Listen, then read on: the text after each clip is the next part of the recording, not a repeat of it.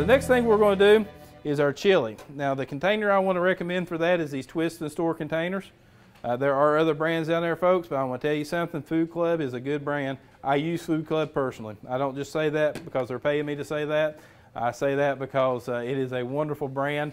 It is a lot of the stuff that we have. Now there's some stuff down there that you cannot get in Food Club brand. These beans that we're going to use here in just a second, the cannellini beans, we don't have those in Food Club brand, but we do have like Great Northerns that we've already put in and some things like that. So what I've done is I've already ground our turkey. I've already started our soup, and the reason I do that is because if I had to cook it all here in front of you, you would not get the full effect of the flavor after it's been cooking for a while. If you cook soup and you cook it for about 30 minutes and then you pull it off the stove eye and eat it, it's all right. If you take soup and you cook it and you eat a little bit for lunch and then you go back and eat it for supper, when's it better? At supper, because it's been cooking a whole lot longer. So we've taken 3/4 pound of ground turkey. Now I shared with you the other day I did not like turkey bacon. And I shared with you all the other day that I did not like turkey in spaghetti. And I shared with you all I did not like turkey burgers. And I told you all the other day that I would not eat ground turkey in recipes, but I made myself a liar. I really like this. I did it because a lot of people wanted turkey recipes, okay? So I made my wife and son taste it first. And after they tasted it and I saw how much they really liked it, I thought, okay, I'll taste it. Because I can't ask my son to taste something that I'm not willing to taste myself, or my wife, but more so my son. So I thought, I'm going to try it. And the more I ate it, the more I really liked it. So I confess, I like ground turkey in this recipe. So it's the first. The week before last, I guess when we did the hot bacon dressing, that was the first salad I ever ate in my life that I liked. And that was because it had that hot bacon dressing on top of it. And I went home and told my wife how I could eat salad now. She said, no, your doctor won't let you. But because of the hot bacon dressing, you know, there's so much grease and fat and everything in it. It's just like wilted lettuce, but boy, it was really good. So we're going to take we may have some recipes here for that if you all didn't get the best thing that came from that night was seeing you all eat chocolate covered bacon and like it. That was we actually sold that for Valentine's Day, and we sold gangbusters of chocolate covered bacon. I mean, you would not believe how great it sold. But in a large saucepan, we're going to cook our turkey, our onion, and our garlic until the turkey is no longer pink. And in these recipes, you're going to see a variety. We're going to be using celery, onions, and carrots a lot in these. And that's why I just put them down here as kind of our base ingredients. Who can tell me what these 3 ingredients are called? Somebody said what? You're close. It's called a mirepoix, and it's a French name called mirepoix. Now, if you take the carrots away and you add green pepper, now what do you call it? Trinity. There you go. There you go. This is more Louisiana style. The celery, the onions, and the peppers, and they go as far as to call it the Holy Trinity, okay, as far as cooking is concerned. But if you take the green pepper away again, like I said, and you add carrots, that is called a mirepoix, and that's just a French term for a base ingredient that you're going to be using. And so we've got the onions and the garlic and the turkey, and we've cooked it all. And then we're going to stir in about 3 cups of water into that, and we're going to add our beans. And I've saved some beans to the end. Who can tell me why? If you cook this soup all day with your beans in there, you can see the beans in there, but what happens to them? They get a little mushy. So I've drained these beans, I've washed these beans, and I put them in the can so you can see what kind of... This is a Bush's product. It is a cannellini bean. It's a white bean.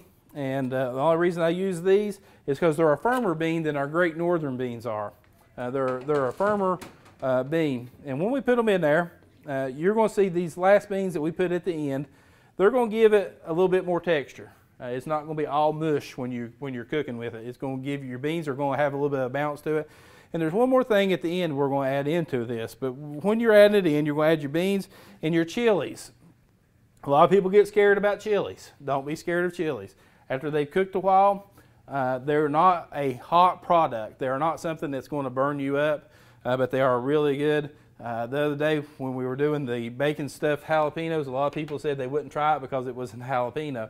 And when you finally tried it, what happened? There was no heat in them because we had soaked them. So just because it's a chili or just because it's a jalapeno doesn't mean that it's actually going to be spicy hot where you can't eat it, but it's got a really good flavor to it.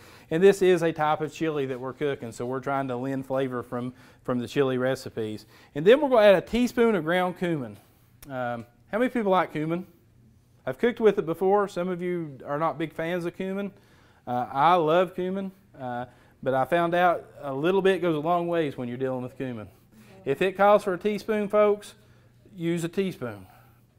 I thought, well, a little more will be good.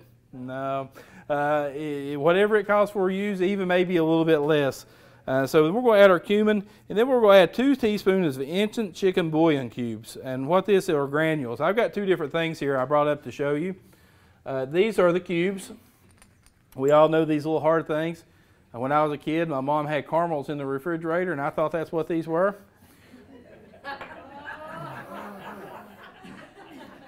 No, they weren't. So it was a long time before I could ever look at chicken bouillon the same again when I started cooking. And these are a chicken bouillon also. Now these are hard, and these here, you can see, I'm going to show you something here. They're soft. These I like a whole lot better. Well, I have bad memories of the cubes, so we'll just already admit that. But these right here, once you put them in, you can crush them up, and you don't have to bloom them or you don't have to dissolve them in any water. You can crush them up and you can put them into your soup and stir it, and it'll all break up a whole lot easier because there's already moisture in it. It's not a hard, dried, compressed. When they make these chicken bouillon cubes, they put them in a machine that makes things like pills. So what they do is they put the granules in, the thing comes down and presses with a lot of pressure and makes those cubes. So it's really hard to get apart even. These little chicken bouillon patties that we have right here, they actually have a little moisture in them. And then you can have granules like what's called for in our recipe, and that's actually a jar about like the little cubes over there, and it's just granules. They are dried, and you mix them in. Now it takes a little longer for those to dissolve, but you do not have to break those up. If you use the granules or the cubes, I recommend taking about 2 teaspoons or 2 tablespoons of hot water, depending on how much you're using, and put them in it and let them dissolve, mix them up, and then pour them in. Okay, because that's going to help you dissolve it better in your soups in that way. And then after we do that, we're going to reduce our heat and cover for at least 30 minutes. You want to simmer it. Now I said for at least 30 minutes. This has been cooking since 2 o'clock. Okay. The reason I like to incorporate the flavors and get them going, and at the end we're going to add those beans, and at the very end what we're going to do is we're going to take, after we've added our salt and our pepper and our garlic in, we're going to salt and pepper it to taste and a little bit of garlic to taste. We've got a mixture here. It's a slurry. All it is a little bit of water and a little bit of flour. Now I didn't use oil in this because this is a lower fat recipe that we're using here, so I used water. And all I'm going to do is I'm going to take about 2 teaspoons of it and I'm going to put it in. And the only reason I'm adding just 2 teaspoons to begin with is because once you put it in, it's there. There is nothing that you can do about it. If it is not thick enough, and that's what this is a thickening agent. Once you put it in and it's not enough, you can always add more. I'm notorious for making things and thinking, hey, I can add this, this, and this, and try it. And the first time it comes out pretty good, and then I'm going to add a little more of this, this, and this, and I can't take it out after it. I tried my best one day to try to find out how to take garlic flavor out of a soup because I put way too much garlic in it, and I thought maybe there's some way you could do that, and there's not, folks. There's not. All you can do is make another pot of soup with a lot less garlic and combine the two, and that can run into a lot of money. And that's one thing I want to tell you about these 3 recipes. The reason I chose these 3 recipes tonight is this. All of the ingredients for these meals, less than $50. Okay? You're talking about meals that are probably going to last you for a week. 3 different dishes, and you can change these around a little bit. You can add rice to them. You can cook other things and use them as sides.